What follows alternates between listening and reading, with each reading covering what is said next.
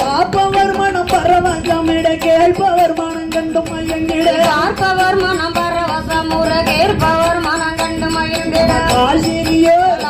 சொல்லு ஆசிரியோர் புகழும் பட்டு சேலையா பட்டு பட்டு சேலையா இருந்தங்க அச்சாரிகள் வேலையா சேலையிலே இருந்தங்க அச்சாரிகள்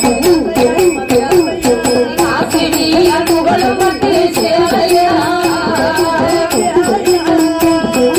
இருகரையிலும் துங்க சரியா